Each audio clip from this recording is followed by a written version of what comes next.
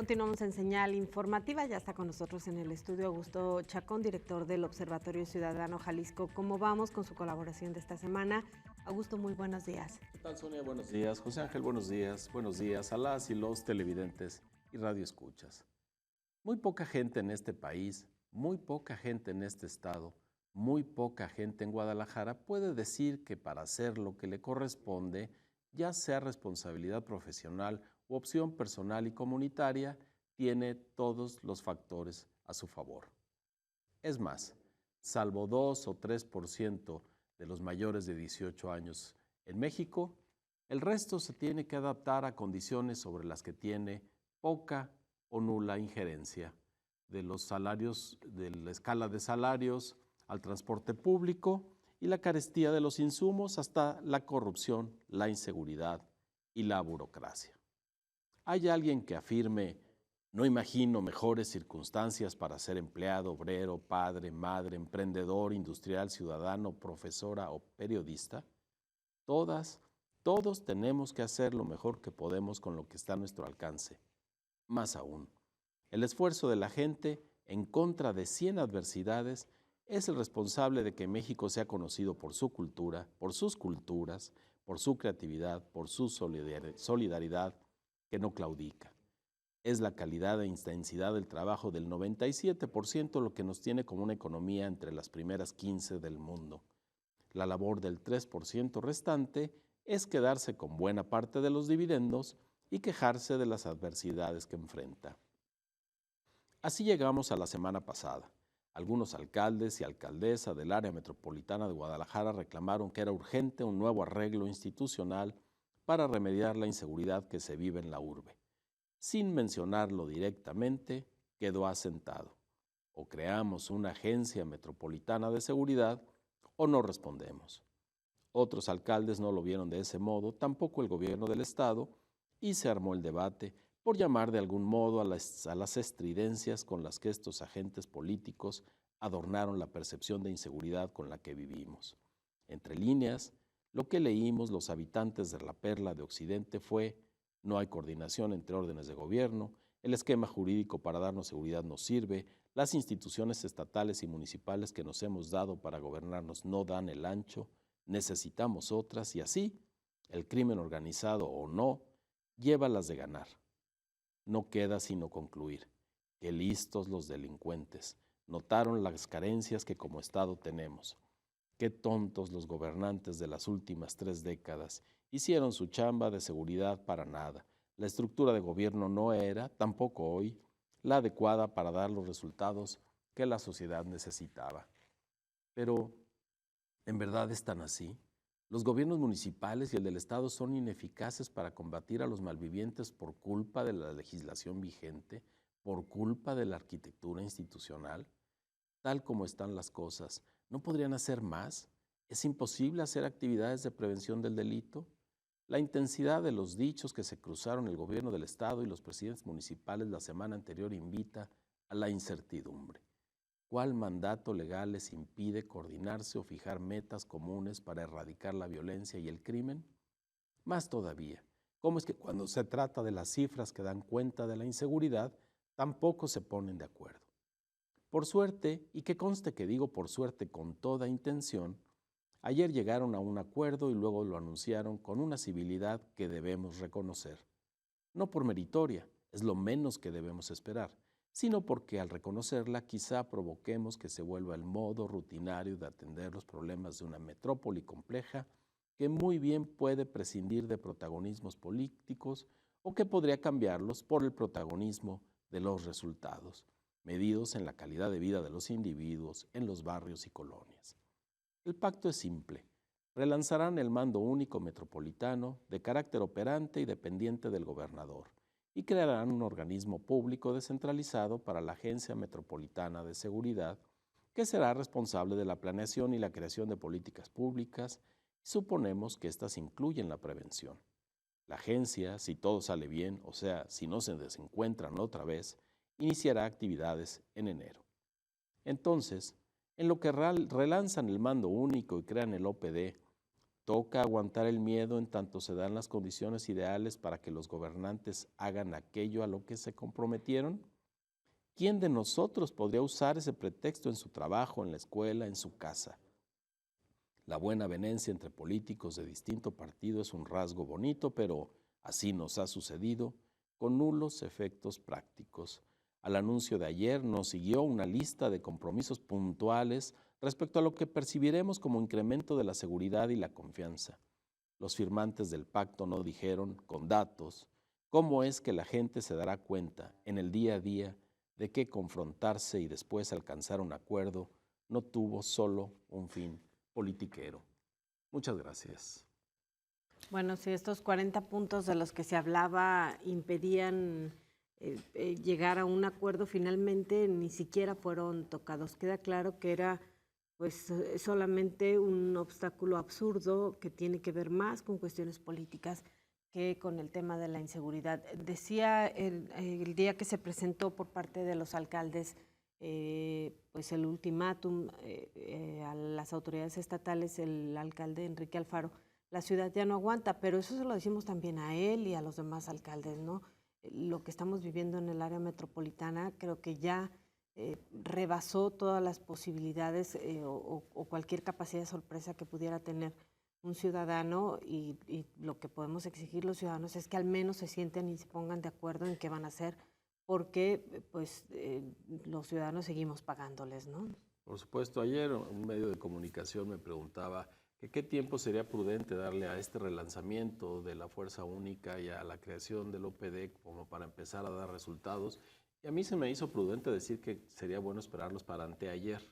Es decir, claro, más allá de los arreglos que ellos tengan que hacer, necesitamos resultados porque, insisto, en la comparación que hice en el comentario, a ningún trabajador, a ningún empresario se le da a poner pretextos para alcanzar las metas que se fija, para llevar la comida a su casa, para tener las calificaciones que obtiene, y estamos conscientes de que la mayoría hace su trabajo en condiciones adversas. ¿Por qué los gobernantes, con salarios magníficos, con disposiciones logísticas completamente a su favor, con un juramento que tomaron frente a todos los ciudadanos, necesitan condiciones especiales para hacer un trabajo que está resultando, como bien lo decías, cada vez más urgente? No solo crece esa realidad que desmiente cualquier discurso político, sino la percepción de inseguridad que no va a ser sencillo derrotar. Claro, y vemos hechos, por ejemplo, el que sucede ayer en el caso de Enrique González, el escolta de Arturo Zamora. O sea, una persona que es armada, que está capacitada para defenderse y que, bueno, justamente se recurre a ella para que acompañe a otra persona a hacer un retiro de una cantidad y es asesinada. Entonces, ¿quién está a salvo en esta ciudad si ni siquiera quienes están a cargo justamente de la seguridad de otras personas pueden tener garantizada su vida? Y creo que además algo que yo trato de reflexionar siempre cuando se da un homicidio para que nos permita ver que no es un número más, es qué dejó de hacer esa persona ese día, ¿no? ¿Quién fue por sus hijos a la escuela? ¿A qué cena familiar no llegó? Creo que esta situación ya está rebasando lo que podemos aguantar los ciudadanos, ¿no? Así es, bueno, el homicidio es la revelación última de esa carencia de instituciones, de esa falta de gobierno y de gobernabilidad, que alguien ande por la calle perfectamente armado, sin ningún problema, que alguien decida disponer de la vida de alguien más sin ponerse a considerar que puede ser castigado, sin pensar en que la policía lo pueda atrapar, nos habla perfectamente de esta pérdida que estamos teniendo como sociedad. Claro, y por ejemplo, la millonaria inversión que se hizo en las cámaras de seguridad, que solamente sirvieron para que las autoridades beneficiaran a algún cuate que tenía una empresa y que pues vemos que no nos sirven para nada, ¿no? Jamás se usan esas evidencias ni se dice aquí está lo que mostraron las cámaras con respecto a los responsables y aquí están los responsables. De acuerdo, ¿no? Bueno, tenemos el ejemplo a la mano. Ayer ejecutaron a un juez federal en el Estado de México y todos los medios de comunicación tienen la imagen del asesino en el momento en que dispara porque había cámaras en la calle por donde el magistrado hacía ejercicio. Aquí no tenemos eso, no tenemos muchísimas cosas que nos están haciendo falta, pero también una desigualdad tremenda que está creciendo. La inseguridad se está cebando principalmente en las zonas en las zonas más populares de la ciudad y al parecer no se está haciendo nada.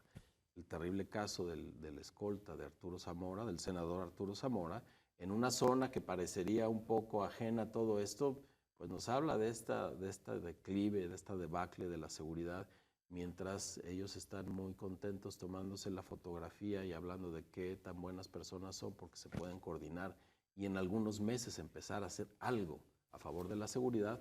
La realidad los desmiente y les dice, apúrate porque yo no me voy a detener. Claro, y hace unos momentos escuchaba una nota en Notisistema con respecto al fraude cibernético y viene a colación de esto, ¿no? Te piden que no hagas disposiciones en efectivo, más de 2 millones de quejas de fraude cibernético, entonces no hay momento, no hay espacio en el que el patrimonio, en el que la vida, en el que nada esté seguro en este país, ¿no? Así es, no tenemos mayor seguridad que la que nuestro miedo nos impulse a crearnos a través de dejar de hacer las actividades que tradicionalmente hacíamos y eso tiene un impacto en el tejido social, en la confianza entre ciudadanos y por supuesto en el movimiento económico de la ciudad.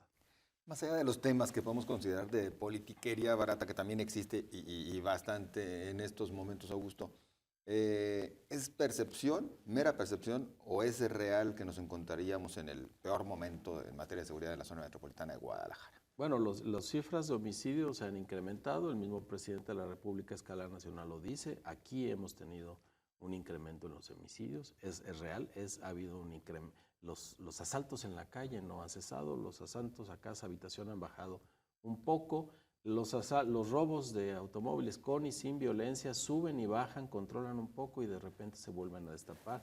Es decir, sí hay datos para decir que la inseguridad crece, pero a final de cuentas también la percepción, y lo hace de manera mucho más elevada y duradera, en tanto se disminuyan los crímenes, que ojalá sucediera en el corto plazo, esta sensación de inseguridad va a permanecer.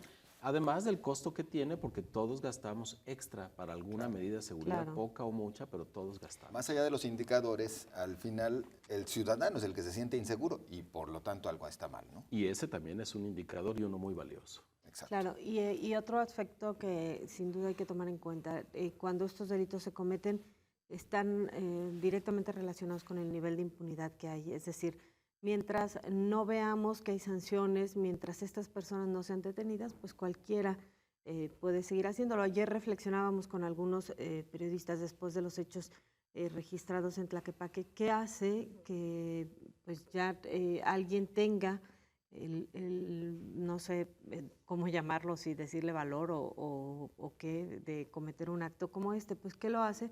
Saber que no va a suceder nada. Y que pueda dejar un mensaje y que quizá haya ciudadanas y ciudadanos, vecinos inclusive de la zona, que agradezcan, porque no nos queda sino pensar que quizá estas personas... Claro, lo veíamos ayer en los comentarios en redes sociales. Es tremendo que algo así algunas personas las haga sentir bien. Eso es tremendo y habla de la degradación que estamos viviendo. Sí, ¿qué pasa por la mente de los criminales? ¿En qué ciudad se imaginan, en qué estado se imaginan que están viviendo para poder hacer lo que hacen con total impunidad? Ahora, todo esto nos sorprende también en la muda de un sistema de justicia penal. Un sistema de justicia penal que involucra a los policías municipales, hasta los ministerios públicos y los jueces. Y en esa muda... Y a los magistrados, ¿no? Después de lo que acabamos de ver con Luis Carlos Vega. En esa muda también hay ganancia de pescadores porque no hemos capacitado profundamente a los policías como necesitaba este nuevo sistema penal. Y lo uno a tu comentario de qué haríamos si en este momento aprendiéramos a todos los maleantes que están circulando en la ciudad, pues en las cárceles ya no caben, tenemos sobrecupo en las prisiones, tenemos un uso abusivo de la previsión preventiva que este cambio de justicia penal no ha logrado modificar, así que necesitamos una revolución completa, no solo a escala policíaca, a escala de las instituciones de seguridad, sí, a la escala de las instituciones de educación, de desarrollo social, todo lo que tiene que ver con la actividad fuera de nuestras casas está relacionado ahorita con la seguridad concreta y con la percepción de inseguridad. Así, más que acuerdos respecto a quién es el jefe de la policía y quién aplica determinado presupuesto, necesitamos acuerdos transversales que incluyan a los ciudadanos como dialogantes y recuperemos la ciudad cuadra por cuadra. Y eso no va a suceder porque tengamos más policías. Va a suceder si las instituciones trabajan de la mano con los ciudadanos y convierten a los ojos de las y los ciudadanos en parte de esta vigilancia que necesitamos para reconvertir la ciudad en un espacio habitable, en un espacio en donde podamos hacer lo nuestro sin necesidad de persignarnos cada vez que salimos a la calle. Y sobre todo lo más grave, que los políticos no sigan tomando a la seguridad como su rehén en las campañas, ¿no? Eso es tremendo porque es un desplante de indolencia ante el sufrimiento concreto de muchísimas personas todos los días en esta ciudad. Claro. Muchísimas gracias, Augusto. Al contrario, Sonia, José Ángel, buenos días a todas, días. a todos. Muchas gracias. Ahí está Augusto Chacón, director del Observatorio Ciudadano Jalisco. ¿Cómo vamos? Nosotros hacemos una pausa. Regresamos con lo más importante de la información nacional e internacional.